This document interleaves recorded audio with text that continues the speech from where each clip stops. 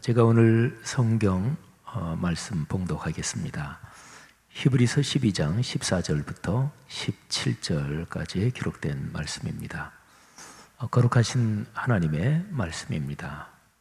모든 사람과 더불어 화평함과 거룩함을 따르라. 이것이 없이는 아무도 주를 보지 못하리라. 너희는 하나님의 은혜에 이르지 못하는 자가 없도록 하고 또 쓴뿌리가 나서 괴롭게 하여 많은 사람이 이로 말미암아 더럽게 되지 않게 하며 음행하는 자와 혹 한 그릇 음식을 위하여 장자의 명분을 판 에서와 같이 망령된 자가 없도록 살피라. 너희가 아는 바와 같이 그가 그 후에 축복을 이어받으려고 눈물을 흘리며 구하되 버린 바가 되어 회개할 기회를 얻지 못하였느니라. 아멘. 자기 관리가 철저한 사람들이 있습니다. 일반적으로 말하면 프로의 삶을 사시는 분들 중에 그런 사람이 많습니다. 한참 전의 일입니다.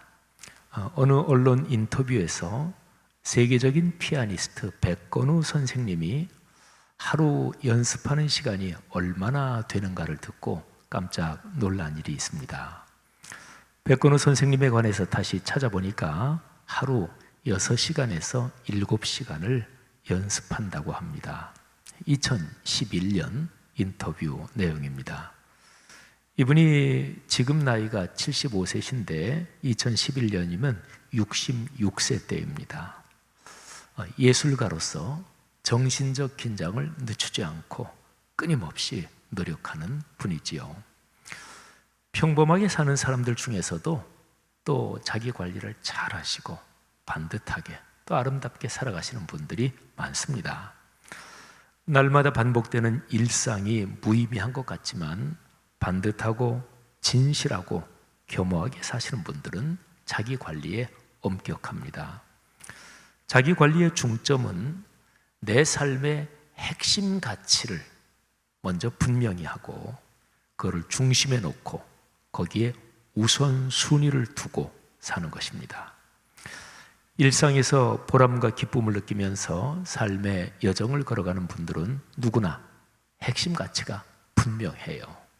내 삶에서 제일 중요한 것, 우선순위를 둬야 되는 것, 이것이 분명하지요. 삶의 핵심 가치가 무엇인가를 분명히 알고 이를 중심으로 삶을 가꾸며 살아가는 여러분들, 우리 모두가 되기를 바랍니다. 그리스도인들이요, 여러분의 삶에서 핵심 가치가 무엇입니까? 한번 자기 삶을 돌아보세요. 뭐가 핵심 가치입니까? 그 핵심 가치를 위해서 여러분은 무엇을 멀리하고 또 무엇에 집중하십니까? 여러분의 시간과 돈과 정신적 에너지를 아낌없이 쏟아붓는 데가 어디입니까? 시편 1편을 보십시오. 이 아름다운 시에서 핵심 가치는 하나님의 복입니다. 하나님이 주시는 복을 누리며 산다는 것을 핵심 가치로 삼고 그렇게 사는 사람, 어떻게 사는 것일까요? 자, 이런 사람이 절대로 하지 않는 것, 그래서 이거는 절대로 하면 안 된다, 그래서 엄하게 경계하고 멀리하는 것이 3가지가 있대요. 자, 1절에 기록되어 있습니다. 복 있는 사람은 악인들의 꾀를 따르지 아니하며 죄인들의 길에 서지 아니하며 오만한 자들의 자리에 앉지 아니하고. 아멘. 보세요. 악인들의 꾀를 따르는 것, 죄인들의 길에 서는 것, 오만한 자들의 자리에 앉는 것, 이 셋은 복 있는 사람이 절대로 하지 않는 것입니다. 그렇게 하면 복을 받지 못하고 또 당연히 복을 누리지도 못한다는 것을 이 복 있는 사람은 너무나 잘 알기 때문에 그렇습니다. 여러분 주변에 성공한 분들이 있지요. 아주 존경받으면서 성공한 분들 말이죠. 근데 그 성공한 분들, 그분들이 나는 이렇게 해서 성공했습니다, 만일에 그런 얘기를 한다면 그런 얘기는 귀 기울여 들을 만한 아주 중요한 가치가 있는 거지요. 말하자면 시편 1편은 하나님의 복을 받아 누리는 바로 여기에서 성공한 사람의 이야기입니다. 자, 그러면 그런 사람이 세 가지, 이거는 절대로 하지 않는다, 그러니까 무엇을 하지 않는다, 이거는 알겠는데 복 있는 사람이 반드시 하는 것, 그것이 무엇일까요? 2절에 기록이 되어 있습니다. 말씀을 묵상하는 것입니다. 오직 여호와의 율법을 즐거워하여 그의 율법을 주야로 묵상하는도다. 아멘. 자, 세 가지를 엄격하게 멀리하고 오로지 말씀을 묵상하는 일에 힘쓰는 사람은 시냇가에 심은 나무와 같습니다. 철을 따라 열매를 맺습니다. 가뭄이 들어도 그 사람을 나무로 비유한다면 그 사람의 나무는 마르지 않고 그 잎사귀가 마르지 않습니다. 하나님께서 그런 사람을 인정하십니다. 복을 주십니다. 성도 여러분, 여러분의 삶이 이런 삶이 되기를 주님의 이름으로 축복합니다. 히브리서 12장 14절부터 17절, 이 네 절은요 아주 멋지게 완결된 한 덩어리의 가르침입니다. 헬라어 원문 구조를 보면 이 네 절이 완결된 한 덩어리다, 이게 아주 분명합니다. 14절, 15절, 16절 이 세 절은 헬라어에서 한 문장인데 느낌표로 끝나고요. 그리고 이제 17절은 16절의 내용에 이어지는 16절의 추가 설명입니다. 자, 전체 네 절의 핵심 가치는 하나님을 만난다, 그리고 하나님을 뵙는다, 그분의 품에 안긴다, 이것입니다. 자, 기독교의 구원에 관해서 잠깐 한번 생각해 볼까요? 범죄의 결과는, 타락의 결과는 하나님 앞에서 추방당하는 것입니다. 창세기 3장에 이것이 아주 명백하죠. 아담과 하와가 죄를 짓고 에덴에서 쫓겨납니다. 하나님으로부터 쫓겨나는 것이지요. 구원은 우리 아버지이신 하나님의 품으로 다시 돌아가는 것입니다. 그분을 만나고 그분의 얼굴을 뵙고 그분 품에 다시 안기는 것이 구원입니다. 누가복음 15장에 나오는 탕자의 비유가 이 구원을 아주 그림처럼 보여줍니다. 자, 그러면 질문이 있습니다. 하나님을 뵈려면, 그분을 만나려면 어떻게 해야 하나요? 두 가지에 힘써야 합니다. 평화, 거룩함. 이 두 가지를 갈망하며 이 평화와 거룩함을 살아내도록 아주 온몸을 다해서 힘써야 합니다. 히브리서 12장 14절 내용이 바로 그런 내용을 담고 있습니다. 모든 사람과 더불어 화평함과 거룩함을 따르라. 이것이 없이는 아무도 주를 보지 못하리라. 아멘. 하나님을 뵙기를 갈망하며 평화와 거룩함을 살아내는 이 핵심 가치에 온 힘을 쏟으며 사는 사람, 그 사람이 꼭 주의해야 하는 것이 세 가지가 있습니다. 그게 바로 15절, 16절에 기록이 되어 있어요. 자, 오늘 제 설교 본문 히브리서 12장 14절부터 17절 이 네 절의 구조를 제가 한번 도표로 보여드리도록 하겠습니다. 자, 핵심은 14절입니다. 14절은 평화와 거룩함을 추구하며 열망하며 그렇게 살아라 하는 것이고요. 그리고 14절에 이어지는 그 아래 내용은 주의하라, 여기에 다 걸려 있습니다. 헬라어 원문에 15절이 시작될 때 주의하라, 다음의 사실을 꼭 기억하고 주의하라, 이런 단어가 있어요. 그래서 거기에 세 가지가, 자, 첫 번째 주의할 것, 그게 15절 전반부 15절 A에 나옵니다. 두 번째 주의할 것 15절 후반부 15절 B에 나오고요. 마지막 세 번째로 주의할 것은 16절에 기록이 되어 있습니다. 그리고 17절은 아까 말씀드린 것처럼 16절에 대한 추가 설명입니다. 여러분, 헬라어 이 원문으로 보면은요, 말씀드린 대로 14절에서 15절로 넘어갈 때 15절 제일 처음에 다음의 것들 이 세 가지에 주의하라, 주의하라는 단어가 있어요. 뒤에 이어지는 세 가지 필수 주의사항, 반드시 주의해야 되니까 필수 주의사항이죠. 다 이 단어에 연결됩니다. 개역 개정판 성경에는 15절 처음에 있는 그 단어 이런 것에 주의하면서 하는 그 단어가 명확하게 번역되지 않았습니다. 자, 표준 세번역 성경은 이 단어를 잘 살려서 번역했습니다. 그러니까 세 개의 주의사항이 끝날 때마다 주의하십시오. 이 표현을 3번 넣으면서 헬라어 원문 구조를 잘 살린 거죠. 자, 표준 세번역으로 한번 보겠습니다. 첫 번째 15절 A. 여러분은 하나님의 은혜에서 떨어져 나가는 사람이 아무도 없도록 주의하십시오. 15절 B. 또 쓴뿌리가 돋아나서 괴롭게 하고 그것으로 많은 사람이 더러워지는 일이 없도록 주의하십시오. 16절. 또 음란한 자나 음식 한 그릇의 장자권을 팔아넘긴 에서와 같은 속된 사람이 생기지 않도록 주의하십시오. 세 가지입니다. 이 세 가지를 주의해야 합니다. 자, 그러면 이 세 가지 필수 주의사항을 차례로 보겠습니다. 먼저 첫 번째 15절 전반부입니다. 너희는 하나님의 은혜에 이르지 못하는 자가 없도록 하고. 성도 여러분, 신앙생활에서 가장 중요한 것은 은혜, 하나님의 은혜에서 멀어지지 말아야 합니다. 하나님의 은혜 안에서 더 풍성한 은혜를 누리는 길로 걸어가도록 신앙의 분별력을 훈련해야 합니다. 은혜의 길에서 벗어나거나 엉뚱한 길로 빠지지 마십시오. 그리스도인은 하나님의 은혜로만 삽니다. 벌써 10년이 됐네요. 천국으로 가신 옥하는 목사님, 그분은 내가 하나님의 은혜로만 산다, 모든 게 하나님의 은혜다, 이거를 늘 마음에 새기신 분입니다.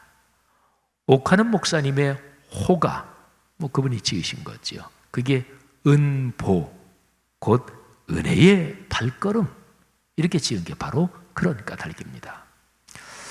여러분 삶의 지금 모습이 어떤가요? 은혜 안에 또 풍성한 은혜 속으로 계속 걸어가고 계십니까?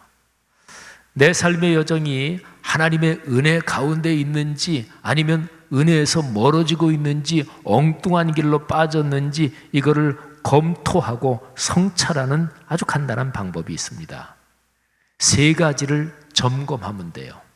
자, 다음에 세 가지 질문을 여러분 자신에게 한번 던져보십시오. 제가 한번 대신해서 질문을 던지겠습니다. 나는 지금 사랑하며 사는가? 어떠세요?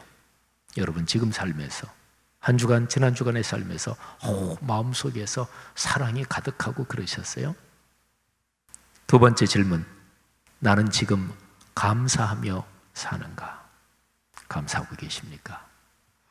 세 번째 질문입니다. 나는 지금 긍정하며 사는가? 혹시 부정적이고 비관적이진 않습니까? 여러분이 세 가지 질문을 거꾸로 생각해 보십시오. 어떤 사람이 하나님의 은혜의 길로 은혜가 충만해서 걸어가고 있다고 생각해 보십시오. 그런데 그 사람이 사랑은 온데간데 없고 미워하고 증오하고 무관심으로 가득 차 있을까요? 그 사람에게서 감사가 실종되고 불평하고 원망하고 남을 비난할까요? 긍정과 희망을 내버리고 무슨 일마다 그저 부정적이고 비관적이고 아주 남을 비난하는 그런 데 빠져서 살까요? 그럴 리가 없습니다. 그러니까 명백하잖아요. 하나님의 은혜 안에서 사는 사람은 사랑과 감사와 그리고 긍정과 희망이 충만한 거예요. 그리스도인 여러분들이요, 사랑하며 감사하며 근원적인 긍정을 가지고 사시기를 주님의 이름으로 권면합니다. 자, 필수주의사항 두 번째, 이거는 이해하기가 쉽습니다. 첫 번째 항목, 곧 은혜에서 멀어지면 자동적으로 발생하는 일이 바로 두 번째와 연관됩니다. 또 쓴뿌리가 나서 괴롭게 하여 많은 사람이 이로 말미암아 더럽게 되지 않게 하며. 꼭 기억하십시오. 내 마음에 사랑이 없는 만큼 그 자리에서 미움과 질시와 증오의 쓴뿌리가 솟아오릅니다. 감사가 사라지는 마음 자리에서 불평, 불만과 원망의 쓴뿌리가 자랍니다. 근원적인 긍정의 자세가 허물어지는 곳에서부터 독한 부정과 비난과 책임 전가의 쓴뿌리가 많은 사람에게 퍼지기 시작합니다. 여러분, 우리가 누군가요? 우리는 그리스도인이잖아요. 예수 그리스도의 마음을 품고 사는 하나님의 자녀입니다. 여러분이 가정의 삶에, 여러분이 섬기는 교회 공동체에, 또 우리가 관계된 사회의 모든 모임들에서 혹시나 쓴뿌리가 나지 않는지 주의해서 살펴야 합니다. 쓴뿌리가 날 것 같으면 그 쓴뿌리가 올라오지 못하도록 다독거리거나 문제를 해결하고 붙잡고 기도해야 합니다. 또 살다 보면 꼭 쓴뿌리 역할을 하는 사람이 있습니다. 쓴뿌리 역할을 하는 사람이 있어요. 어떤 그런 사람이 쓴뿌리 역할을 하려고 하면 그 사람을 사랑으로 감싸주고 그 사람의 마음을 풀어주면서, 말하자면 전체적으로 내가 살아가는 삶의 장 어디에서든지 사랑과 감사와 긍정의 힘이 더 커지도록 헌신해야 하고 또 그렇게 애써야 합니다. 지금 히브리서 말씀의 메시지가 바로 그거예요.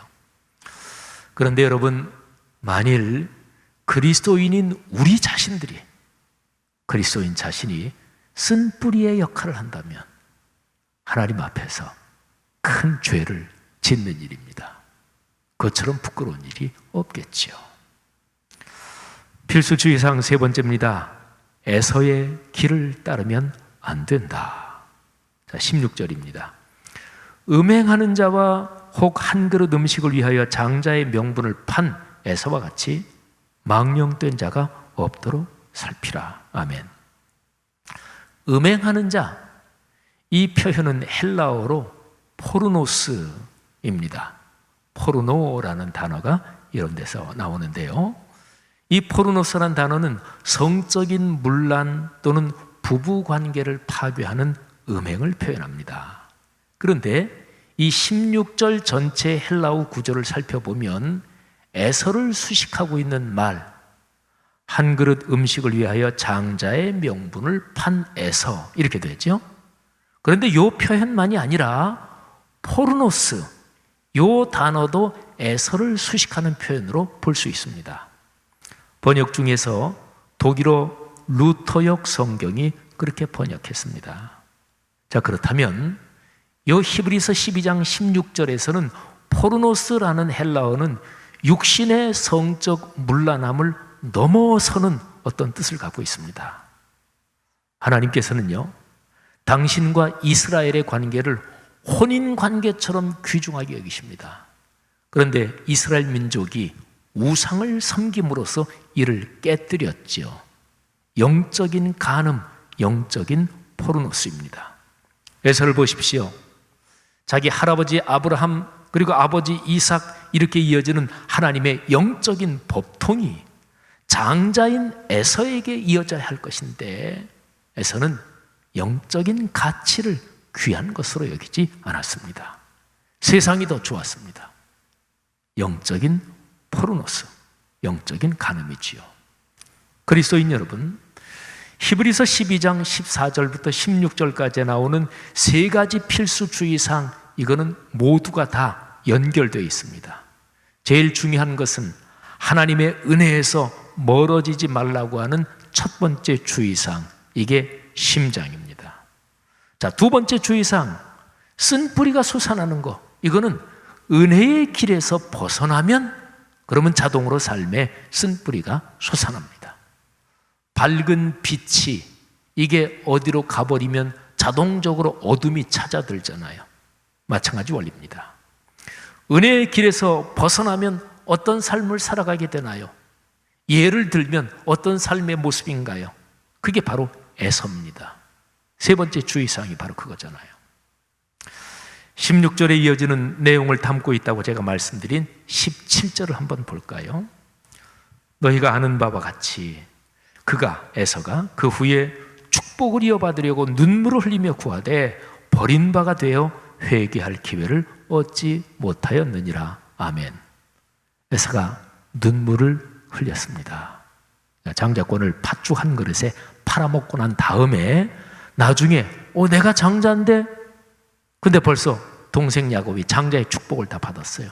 에서가 아버지 앞에 가서 눈물을 흘리면서 축복을 구했습니다. 그런데 에서의 그 눈물은 회개의 눈물이 아니었습니다. 에서는 장자권도 세상의 성공이나 소유처럼 생각했습니다. 저는 이 구절을 묵상하면서 목회자인 저 자신, 또 우리 그리스도인 지도자들을 생각했습니다. 목회자 여러분, 목회자에게 목회 그리고 교회를 이끄는 여러 활동이 무엇입니까? 그것들이 목회자의 소유고 목회적 성공의 도구입니까? 사랑하는 장로님, 권사님, 집사님, 교회 공동체의 지도자 여러분, 여러분이 받은 직분과 교회에서 섬기는 여러분이 맡은 그 직무들이 무엇입니까? 그것들이 나를 내세우고 내 존재감을 드러내는 수단입니까? 요즘 예배에 관해서 대면 예배, 비대면 예배 등 사회적으로 또 교회적으로도 논란이 많습니다. 그런데 정작 중요한 것은 예배의 형태보다 예배의 정신이 더 중요합니다. 그는 구약부터 신약에 이르기까지 전체적인 성경 하나님의 말씀이 계속해서 지적하고 있는 거예요. 이사야 시대 예배의 형태는 훌륭했습니다. 성전 찬양대도 훌륭했습니다. 제물도 참으로 풍요로웠습니다. 그런데 하나님께서 성전에 오지 마라, 내가 제물 더 이상 받지 않는다, 짐승들의 피냄새에 질렸다 말씀하셨습니다. 하나님께서 말씀하신 것은 예배의 형태가 아니었습니다. 그들의 마음에 진실함이 없는 예배, 하나님을 사랑하고 경외함이 없는 예배, 말하자면 예배의 정신 문제였습니다. 예배는 목회자나 그리스도인의 소유물이 아닙니다. 사회적 항의의 수단이 아닙니다. 오로지 하나님께만 영광을 올리는 거룩한 행위가 바로 예배입니다.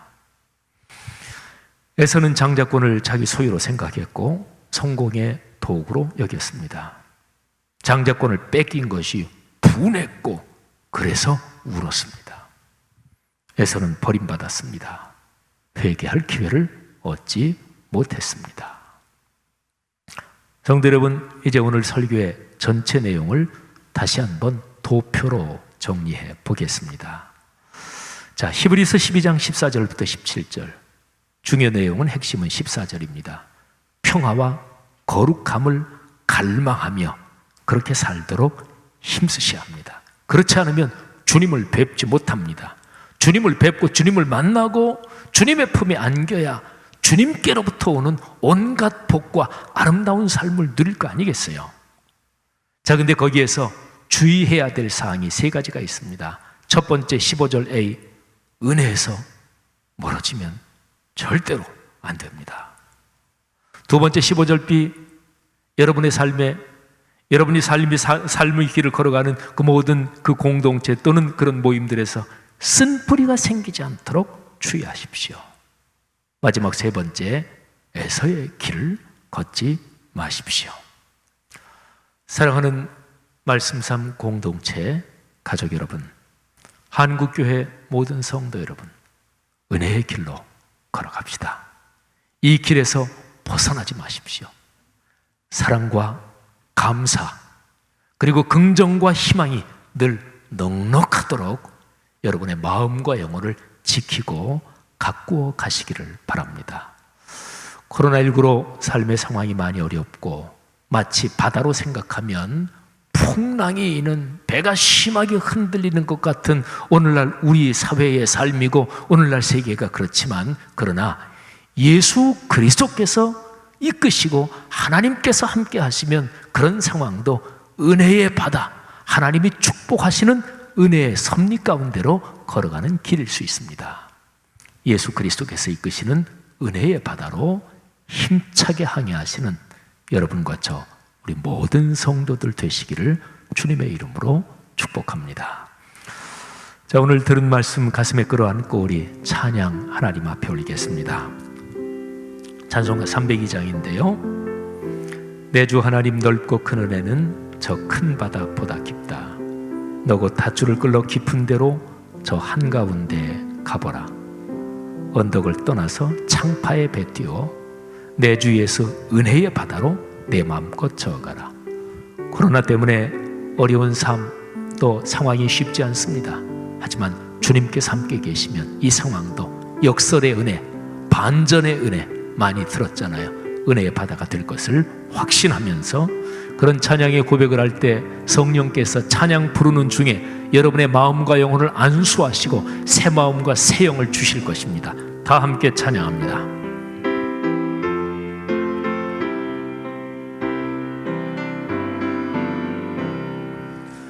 내 주 하나님 넓고 큰 은혜는 저 큰 바다보다 깊다. 너 닷줄을 끌러 깊은 데로 저 한가운데 가보라. 언덕을 떠나서 창파의 배 내 주 예수 은혜의 바다로 내 맘껏 저가라. 왜 너 인생을 언제나 거기서 저 큰 바다 물결 보고 그 빈 모으는 깊은 바다 속을 한 번에